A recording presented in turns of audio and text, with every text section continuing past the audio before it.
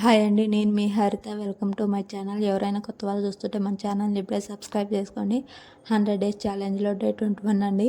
ముందుగా అందరికి సారీ, ఎందుకంటే ఇంకా 4 డేస్ నుంచి వీడియోస్ రావట్లే కదా. ఇప్పటి నుంచి మన ఛానల్లో డైలీ వీడియోస్ వస్తాయండి, తప్పకుండా చూస్తుండండి.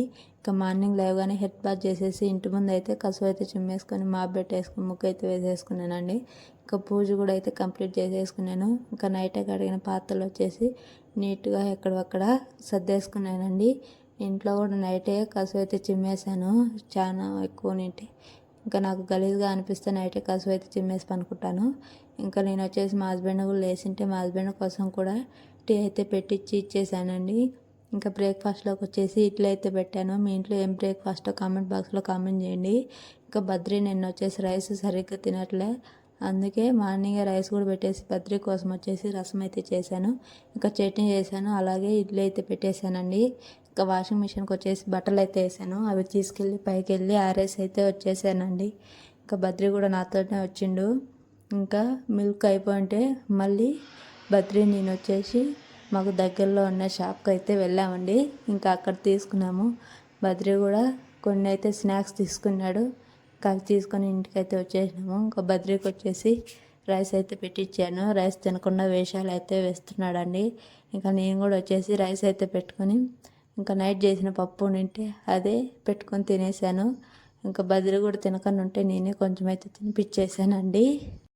ఇంకా బద్రికి కూడా వచ్చేసి మార్నింగే స్నానం అయితే చేపించేసాను. ఇంకా నేను వచ్చేసి బియ్యంలో పురుగులు అయితే పన్నాయండి, నక్క పురుగులు. ఇవైతే అన్నీ చేరుతూ కూర్చున్నాను. ఇవి వచ్చేసి నేను వచ్చేసి 12:45 అయితే కూర్చున్నానండి. ఇవి అయిపోయేసరికి 5:30 అయిపోయింది. ఇవి నల్ల పురుగులు పోవడానికి మీకు ఏమైనా టిప్స్ తెలిస్తే కామెంట్ బాక్స్లో కామెంట్ చేయండి. చూడండి, కొత్త మూట ఇప్పాను అంతే, ఇంక ఇల్లంతా పైకి గోడల పైకి అయితే ఎక్కిపోతున్నాయి. చాలామంది అలానే వంట చేసేస్తుంటారు, నీళ్ళల్లో వేస్తే కడిగితే వెళ్ళిపోతాయని. అలా చేసిన రైస్ వండాక ముగ్గు స్మెల్ అయితే వస్తుందండి. మీరు కూడా ఒకసారి ట్రై చేయండి. నేనైతే చూసా కాబట్టి మీకు చెప్తున్నా, తెలియకపోతే తెలుసుకోండి.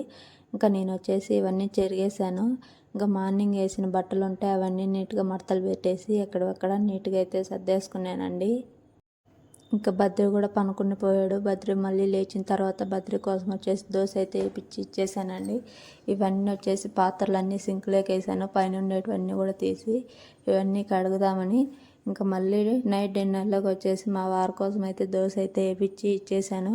ఇంకా నేను కూడా వచ్చేసి రైస్ ఉంటే ఇంకా రైస్ పెట్టుకుని బద్రి కోసము రసం చేసా కదండి, అది కూడా వేసుకుని నేనైతే నా డిన్నర్ అయితే కంప్లీట్ చేసేసాను.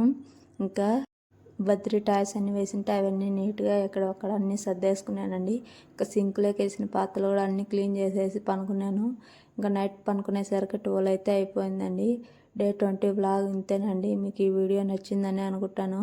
ఈ వీడియో నచ్చితే లైక్ చేసి, షేర్ చేసి, సబ్స్క్రైబ్ చేసుకోండి మర్చిపోకుండా. Bye bye.